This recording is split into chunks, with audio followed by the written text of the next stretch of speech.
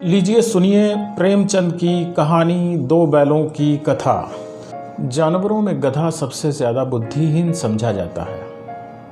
हम जब किसी आदमी को परले दर्जे का बेवकूफ़ कहना चाहते हैं तो उसे गधा कहते हैं। गधा सचमुच बेवकूफ़ है या उसके सीधेपन, उसकी निरापद सहिष्णुता ने उसे ये पदवी दे दी है, इसका निश्चय नहीं किया जा सकता। गायें सींग मारती हैं, ब्याई हुई गाय तो अनायास ही सिंहनी का रूप धारण कर लेती है।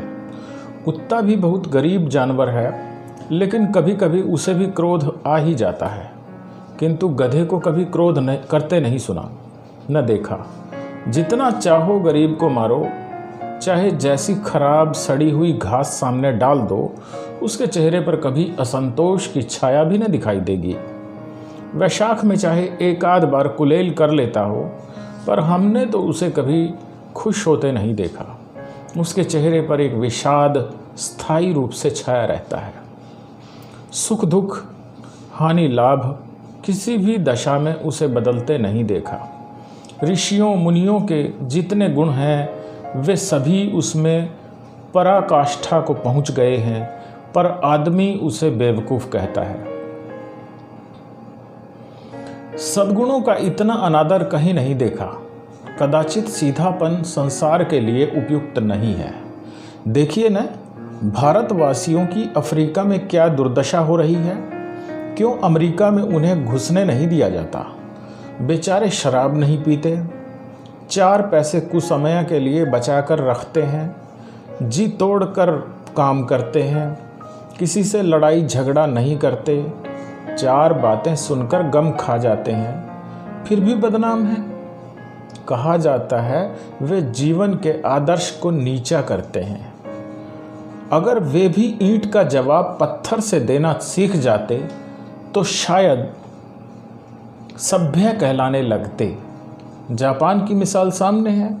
एक ही विजय ने उसे संसार की सभ्य जातियों में गण्य बना दिया।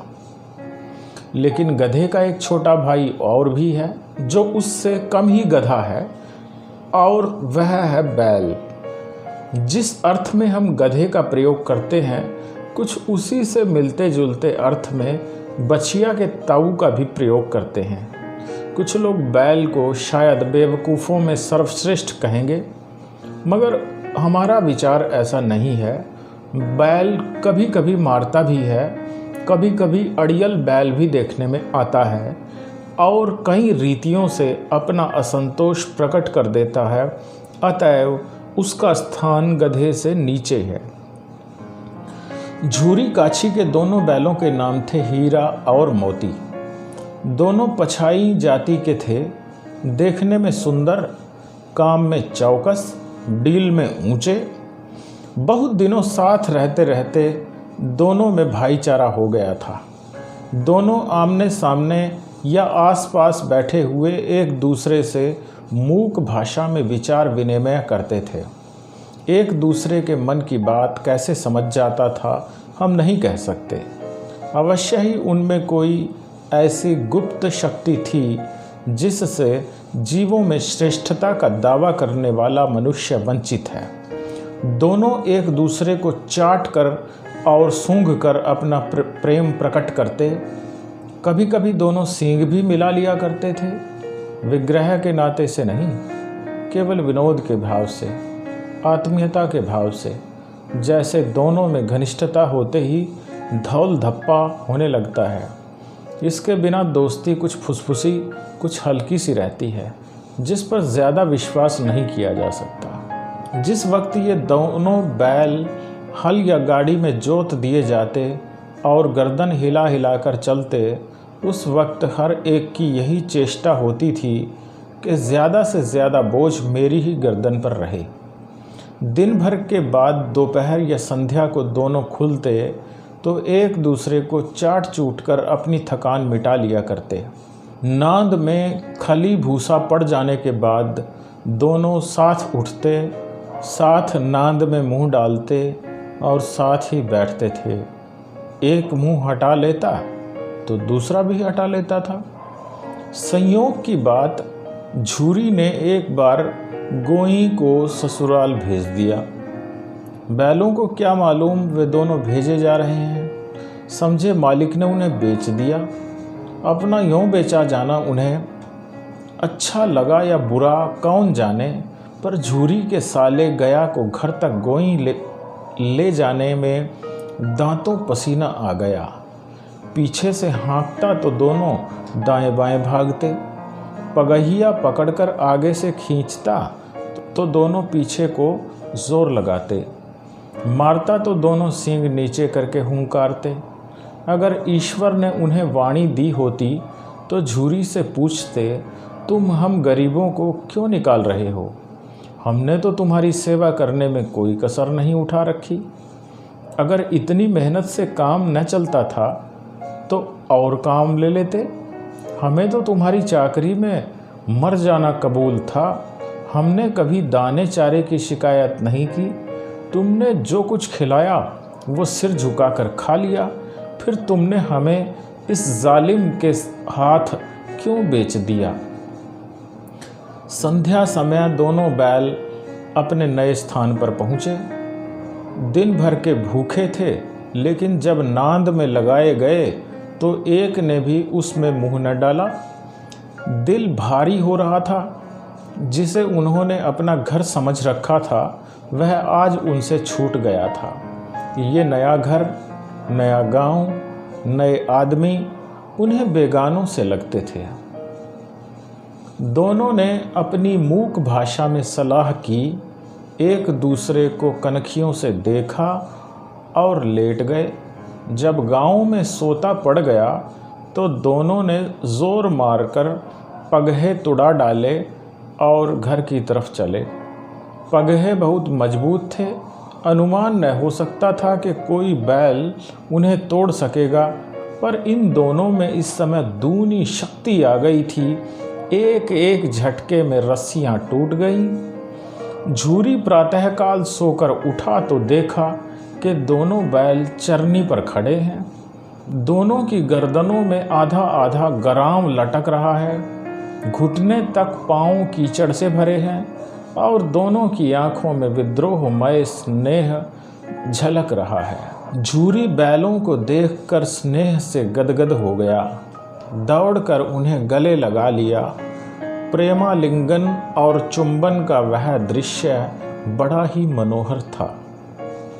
घर और गांव के लड़के जमा हो गए और तालियां बजा बजा कर उनका स्वागत करने लगे। गांव के इतिहास में ये घटना अभूतपूर्व न होने पर भी महत्वपूर्ण थी। बाल सभा ने निश्चय किया, दोनों पशु वीरों को अभिनंदन पत्र देना चाहिए। कोई अपने घर से रोटियां लाया, कोई गुड़, कोई चोकर, कोई भूसी। एक बालक ने कहा, ऐसे बैल किसी के पास न होंगे। दूसरे ने समर्थन किया, इतनी दूर से दोनों अकेले चले आए। तीसरा बोला, बैल नहीं हैं वे, उस जन्म के आदमी हैं। इसका प्रतिवाद करने का किसी को साहस न हुआ। झूरी की स्त्री ने बैलों को द्वार पर देखा तो जल उठी। बोली, कैसे नमक हराम बैल हैं कि एक दिन वहां काम न किया, भाग खड़े हुए। झूरी अपने बैलों पर यह आक्षेप न सुन सका। नमक हराम क्यों है? चारा दाना न दिया होगा तो क्या करते? स्त्री ने रोब के साथ कहा, बस तुम ही तो बैलों को खिलाना जानते हो, और तो सभी पानी पिला पिला कर रखते हैं। झूरी ने चिढ़ाया, चारा मिलता तो क्यों भागते? स्त्री चिढ़ी, भागे इसलिए कि वे लोग तुम जैसे बुद्धुओं की तरह बैलों को सहलाते नहीं, खिलाते हैं तो रगड़ कर जोतते भी हैं। ये दोनों ठहरे कामचोर भाग निकले। अब देखूं कहाँ से खली और चोकर मिलता है। सूखे भूसे के सिवा कुछ न दूंगी, खाएं चाहे मरें। वही हुआ। मजूर को कड़ी ताकीद कर दी गई कि बैलों को खाली भूसा दिया जाए। बैलों ने नांद में मुंह डाला तो फीका फीका, न कोई चिकनाहट न कोई रस। क्या खाएं? आशा भरी आंखों से द्वार की ओर ताकने लगे। झूरी ने मजूर से कहा, थोड़ी सी खली क्यों नहीं डाल देता बे? मालकिन मुझे मार ही डालेंगी। चुरा कर डाला? न दादा, पीछे से तुम भी उन्हीं की सी कहोगे। दूसरे दिन झूरी का साला फिर आया और बैलों को ले चला। अब कि उसने दोनों को गाड़ी में जोता। दो दो बार मोती ने गाड़ी को सड़क की खाई में गिराना चाहा, पर हीरा ने संभाल लिया। वो ज़्यादा सहनशील था। संध्या समय घर पहुंचकर उसने दोनों को मोटी रस्सियों से बांधा और कल की शरारत का मज़ा चखाया। फिर वही सूखा भूसा डाल दिया। अपने दोनों बैलों को खली चूनी सब कुछ दी। दोनों बैलों का ऐसा अपमान कभी न हुआ था। झूरी इन्हें फूल की छड़ी से भी न छूता था। उसकी टिटकार पर दोनों उड़ने लगते थे। यहाँ मार पड़ी। आहत सम्मान की व्यथा तो थी ही, उस पर मिला सूखा भूसा। नाद की तरफ आंखें तक न उठाई। दूसरे दिन गया ने बैलों को हल में जोता, पर इन दोनों ने जैसे पाँव न उठाने की कसम खा ली थी। वह मारते मारते थक गया, पर दोनों ने पाँव न उठाया। एक बार जब उस निर्दयी ने हीरा की नाक पर खूब डंडे जमाए तो मोती का गुस्सा काबू के बाहर हो गया। हल लेकर भागा। हल, रस्सी, जुआ, जोत सब टूट टाट कर बराबर हो गया। गले में बड़ी बड़ी रस्सियां न होती तो दोनों पकड़ाई में न आते। हीरा ने मूक भाषा में कहा, भागना व्यर्थ है। मोती ने उत्तर दिया, तुम्हारी तो इसने जान ही ले ली थी, अब की बड़ी मार पड़ेगी। पढ़ने दो, बैल का जन्म लिया है तो मार से कहाँ तक बचेंगे। गया दो आदमियों के साथ दौड़ा आ रहा है। दोनों के हाथों में लाठियां हैं। मोती बोला, कहो तो दिखा दूं कुछ मज़ा, मैं भी लाठी लेकर आ रहा है। हीरा ने समझाया, नहीं भाई, खड़े हो जाओ, मुझे मारेगा तो मैं भी एक दो को गिरा दूंगा। नहीं, हमारी जाति का ये धर्म नहीं है। मोती दिल में ऐंठ कर रह गया। गया आ पहुंचा और दोनों को पकड़ कर ले चला। कुशल हुई कि उसने इस वक्त मारपीट न की, नहीं तो मोती भी पलट पड़ता। उसके तेवर देख कर गया और उसके सहायक समझ गए कि इस वक्त टाल जाना ही मसहलत है। आज दोनों के सामने फिर वही सूखा भूसा लाया गया। दोनों चुपचाप खड़े रहे। घर के लोग भोजन करने लगे। उस वक्त छोटी सी लड़की रोटियां लिए निकली और दोनों के मुंह में देकर चली गई।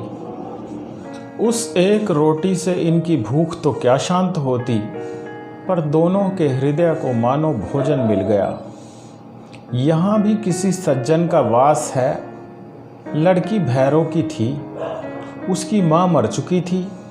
सौतेली माँ उसे मारती रहती थी, इसलिए इन बैलों से उसे एक प्रकार की आत्मीयता हो गई थी। दोनों दिन भर जोते जाते, डंडे खाते अड़ते। शाम को थान पर बांध दिए जाते और रात को वही बालिका उन्हें 2 रोटियां खिला जाती। प्रेम के इस प्रसाद की ये बरकत थी कि 2-2 गाल सूखा भूसा खाकर भी दोनों दुर्बल न होते थे। मगर दोनों की आंखों में रोम रोम में विद्रोह भरा हुआ था। एक दिन मोती ने मूक भाषा में कहा, अब तो नहीं सहा जाता हीरा, क्या करना चाहते हो? एक आध को सींगों पर उठाकर फेंक दूंगा, लेकिन जानते हो वो प्यारी लड़की जो हमें रोटियां खिलाती है उसी की लड़की है जो इस घर का मालिक है। ये बेचारी अनाथ न हो जाएगी तो मालकिन को न फेंक दूं, वही तो उस लड़की को मारती है। लेकिन औरत जात पर सींग चलाना मना है, ये भूले जाते हो। तुम तो किसी तरह निकलने ही नहीं देते। बताओ तो उड़ाकर भाग चलें? हाँ, ये मैं स्वीकार करता हूँ, लेकिन इतनी मोटी रस्सी टूटेगी कैसे? इसका एक उपाय है। पहले रस्सी को थोड़ा सा चबा लो, फिर एक झटके में जाती है। रात को जब बालिका रोटियां खिलाकर चली गई, दोनों रस्सियां चबाने लगे, पर मोटी रस्सी मुंह में ना आती थी। बेचारे बार बार जोर लगाकर रह जाते थे। सहसा घर का द्वार खुला और वही लड़की निकली। दोनों सिर झुकाकर उसका हाथ चाटने लगे। दोनों की पूँछें खड़ी हो गईं। उसने उनके माथे सहलाए और बोली, खोले देती हूँ, चुपके से भाग जाओ, नहीं तो यहाँ लोग मार डालेंगे। आज घर में सलाह हो रही है कि इनकी नाकों में नाथ डाल दी जाए। उसने गराम खोल दिया, पर दोनों चुपचाप खड़े रहे। मोती ने अपनी भाषा में पूछा, अब चलते क्यों नहीं? हीरा ने कहा, चलें तो, लेकिन कल इस अनाथ पर आफत आएगी, सब इसी पर संदेह करेंगे। सहसा बालिका चिल्लाई, दोनों फूफा वाले बैल भागे जा रहे हैं। ओ दादा, दादा, दोनों बैल भागे जा रहे हैं, जल्दी दौड़ो। गया हड़बड़ा कर भीतर से निकला और बैलों को पकड़ने चला। वे दोनों भागे। गया ने पीछा किया और भी तेज हुए। गया ने शोर मचाया, फिर गांव के कुछ आदमियों को भी साथ लेने के लिए लौटा। दोनों मित्रों को भागने का मौका मिल गया। सीधे दौड़ते चले गए, यहाँ तक के मार्ग का ज्ञान न रहा। जिस परिचित मार्ग से आए थे उसका यहाँ पता न था। नए नए गांव मिलने लगे। तब दोनों एक खेत के किनारे खड़े होकर सोचने लगे, अब क्या करना चाहिए। हीरा ने कहा, मालूम होता है राह भूल गए। हीरा ने कहा, मालूम होता है राह भूल गए। तुम भी बेतहाशा भागे, वहीं उसे मार गिराना था। उसे मार गिराते तो दुनिया क्या कहती। वो अपना धर्म छोड़ दे, लेकिन हम अपना धर्म क्यों छोड़ें। दोनों भूख से व्याकुल हो रहे थे। खेत में मटर खड़ी थी, चरने लगे। रह रह कर आहट ले लेते थे, कोई आता तो नहीं है। जब पेट भर गया, दोनों ने आज़ादी का अनुभव किया तो मस्त होकर उछलने कूदने लगे। पहले दोनों ने डकार ली, फिर सींग मिलाए और एक दूसरे को ठेलने लगे। मोती ने हीरा को कई कदम पीछे हटा दिया, यहाँ तक कि वह खाई में गिर गया। तब उसे भी क्रोध आया, संभल कर उठा और फिर मोती से मिल गया। मोती ने देखा खेल में झगड़ा हुआ चाहता है तो किनारे हट गया। अरे ये क्या, कोई सांड डोंकता चला आ रहा है। हाँ, सांड ही है। वह सामने आ पहुंचा। दोनों मित्र बगलें झांक रहे हैं। सांड पूरा हाथी है, उससे भिड़ना जान से हाथ धोना है, लेकिन न भिड़ने पर भी जान बचती नहीं नजर आती। इन्हीं की तरफ आ भी रहा है। कितनी भयंकर सूरत है। मोती ने मूक भाषा में कहा, बुरे फंसे, जान बचेगी, कोई उपाय सोचो। हीरा ने चिंतित स्वर में कहा, अपने घमंड में भूला हुआ है, आरजू विनती न सुनेगा, भाग क्यों न चलें। भागना कायरता है तो फिर यहीं मरो। बंदा तो 9-2-11 होता है, और जो दौड़ाए तो फिर कोई उपाय सोचो जल्द। उपाय यही है कि उस पर दोनों जने एक साथ चोट करें। मैं आगे से रगेदता हूँ, तुम पीछे से रगेदो। दोहरी मार पड़ेगी तो भाग खड़ा होगा। मेरी ओर झपटे, तुम बगल से उसके पेट में सींग घुसेड़ देना। जान जोखिम है, पर दूसरा उपाय नहीं है। दोनों मित्र जान हथेलियों पर लेकर लपके। सांड को भी संगठित शत्रुओं से लड़ने का तजर्बा न था। वह तो एक शत्रु से मल्ल युद्ध करने का आदी था। ज्यों ही हीरा पर झपटा, मोती ने पीछे से दौड़ाया। सांड उसकी तरफ मुड़ा तो हीरा ने रगेदा। सांड चाहता था कि एक एक करके दोनों को गिरा ले, पर ये दोनों भी उस्ताद थे, उसे वह अवसर न देते थे। एक बार सांड झल्ला कर हीरा का अंत कर देने के लिए चला कि मोती ने बगल से आकर पेट में सींग भोंक दिया। सांड क्रोध में आकर पीछे फिरा तो हीरा ने दूसरे पहलू में सींग चुभो दिया। आखिर बेचारा जख्मी होकर भागा और दोनों मित्रों ने दूर तक उसका पीछा किया, यहाँ तक कि सांड बेदम होकर गिर पड़ा। तब दोनों ने उसे छोड़ दिया। दोनों मित्र विजय के नशे में झूमते चले जाते थे। मोती ने अपनी सांकेतिक भाषा में कहा, मेरा जी तो चाहता था कि बच्चे को मार ही डालूं। हीरा ने तिरस्कार किया, गिरे हुए बैरी पर सींग न चलाना चाहिए। ये सब ढोंग है। बैरी को ऐसा मारना चाहिए कि फिर न उठे। अब घर कैसे पहुंचेंगे वह सोचो। पहले कुछ खा लें तो सोचें। सामने मटर का खेत था ही। मोती उसमें घुस गया। हीरा मना करता रहा पर उसने एक न सुनी। अभी 2 ही 4 ग्रास खाए थे कि 2 आदमी लाठियां लिए दौड़ पड़े और दोनों मित्रों को घेर लिया। हीरा तो मेड़ पर था, निकल गया। मोती सींचे हुए खेत में था। उसके खुर कीचड़ में धंसने लगे, न भाग सका। पकड़ लिया। हीरा ने देखा संगी संकट में है तो लौट पड़ा। फंसेंगे तो दोनों फंसेंगे। रखवालों ने उसे भी पकड़ लिया। प्रातःकाल दोनों मित्र काजी हाउस में बंद कर दिए गए।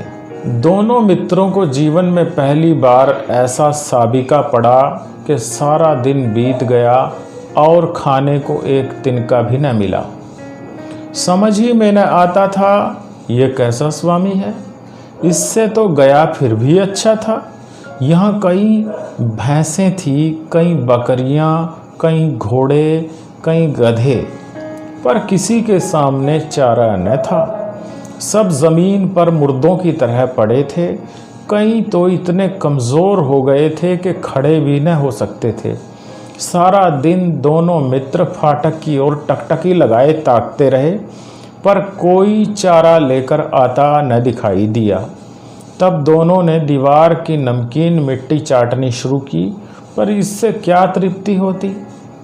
रात को भी जब कुछ भोजन न मिला तो हीरा के दिल में विद्रोह की ज्वाला दहक उठी। मोती से बोला, अब तो नहीं रहा जाता मोती। मोती ने सिर लटकाए हुए जवाब दिया, मुझे तो मालूम होता है प्राण निकल रहे हैं।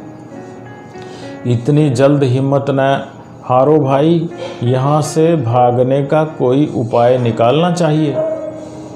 आओ दीवार तोड़ दें। मुझसे तो अब कुछ नहीं होगा। बस इसी बूते पर अकड़ते थे। सारी अकड़ निकल गई।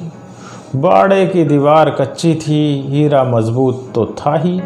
उसने अपने नुकीले सींग दीवार में गड़ा दिए और जोर मारा तो मिट्टी का एक चिप्पड़ निकल आया। फिर तो उसका साहस बढ़ा। इसने दौड़ दौड़ कर दीवार पर चोटें की और हर चोट में थोड़ी थोड़ी मिट्टी गिराने लगा।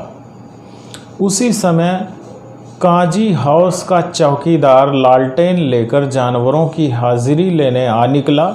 हीरा का उज्जड़पन देखकर उसने उसे कई डंडे रसीद किए और मोटी सी रस्सी से बांध दिया। मोती ने पड़े पड़े कहा, आखिर मार खाई क्या मिला?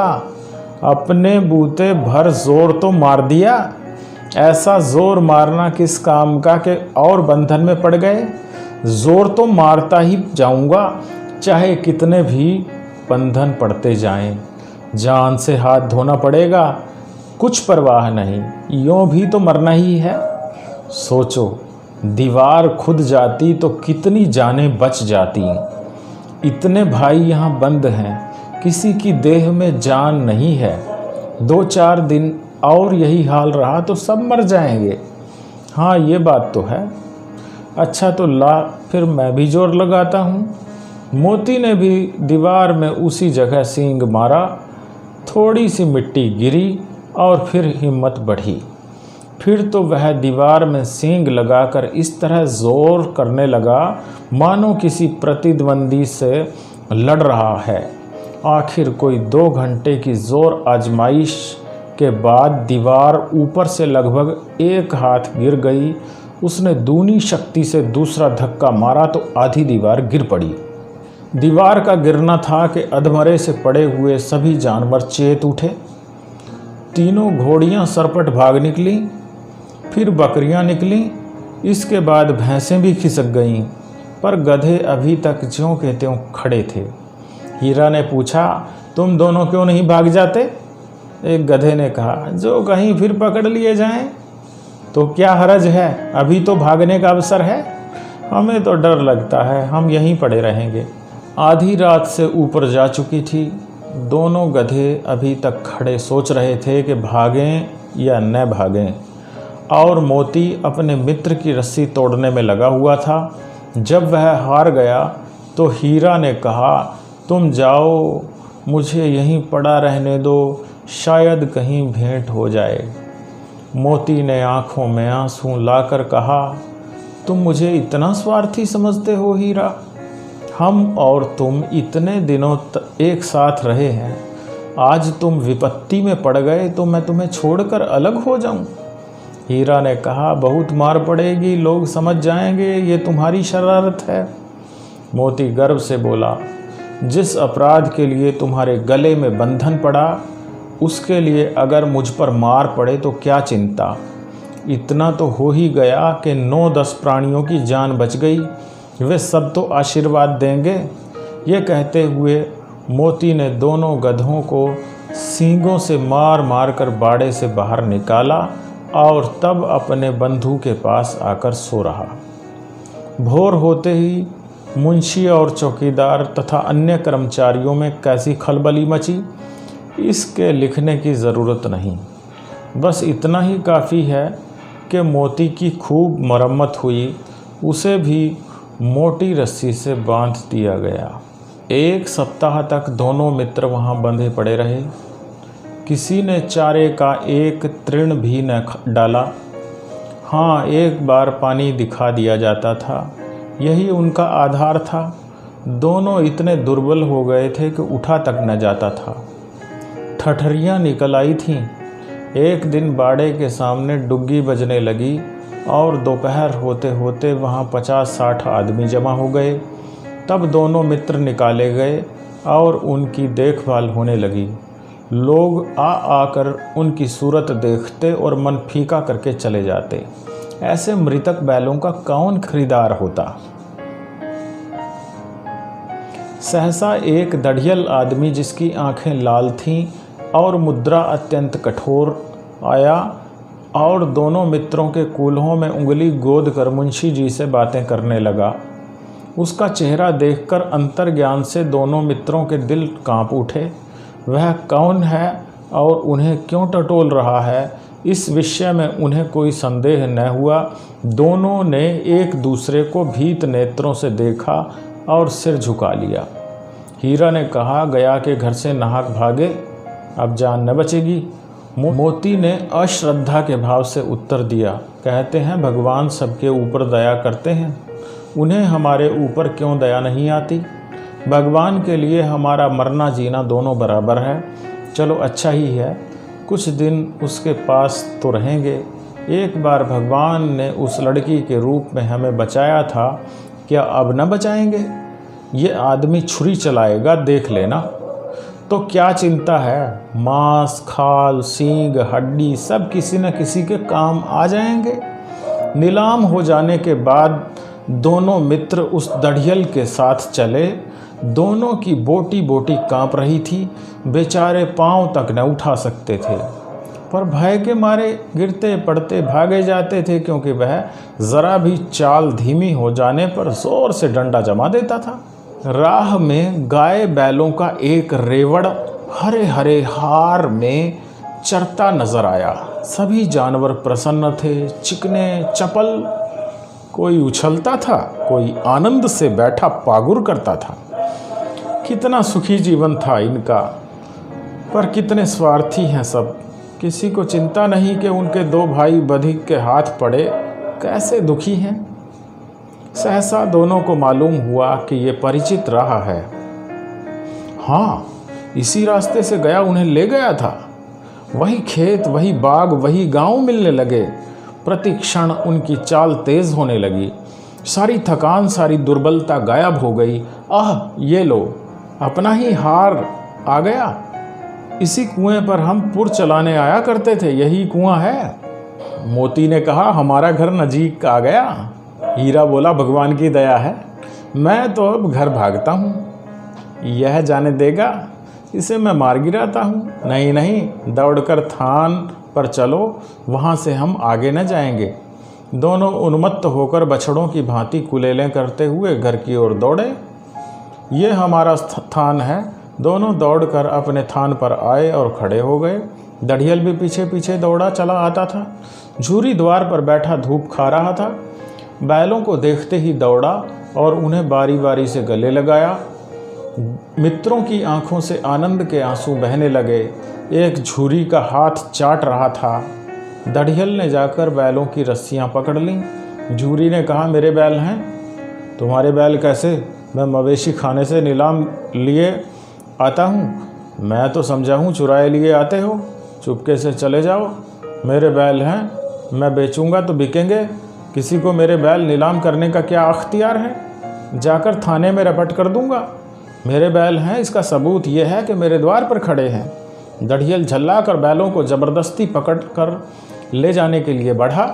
उसी वक्त मोती ने सींग चलाया। दढ़ियल पीछे हटा। मोती ने पीछा किया। दढ़ियल भागा। मोती पीछे दौड़ा। गांव के बाहर निकल जाने पर वो रुका, पर खड़ा दढ़ियल का रास्ता देख रहा था। दढ़ियल दूर खड़ा धमकियां दे रहा था, गालियां निकाल रहा था, पत्थर फेंक रहा था और मोती विजयी शूर की भांति उसका रास्ता रोके खड़ा था। गांव के लोग ये तमाशा देखते थे और हंसते थे। जब दढ़ियल हार कर चला गया तो मोती अकड़ता हुआ लौटा। हीरा ने कहा, मैं डर रहा था कि कहीं तुम गुस्से में आकर मार न बैठो। अगर वह मुझे पकड़ता तो मैं बेमारे न छोड़ता। अब न आएगा तो दूर ही से खबर लूँगा, देखूं कैसे ले जाता है। जो गोली मरवा दे मर जाऊंगा, पर उसके काम तो न आऊँगा। हमारी जान को कोई जान ही नहीं समझता, इसीलिए कि हम सीधे हैं। ज़रा देर में नादों में खली, भूसा, चोकर और दाना भर दिया गया। दोनों मित्र खाने लगे। झूरी खड़ा दोनों को सहला रहा था और 20 लड़के तमाशा देख रहे थे। सारे गांव में उत्साह सा मालूम होता था। उसी समय मालकिन ने आकर दोनों के माथे चूम लिए। तो यह थी प्रेमचंद की कहानी, दो बैलों की कथा।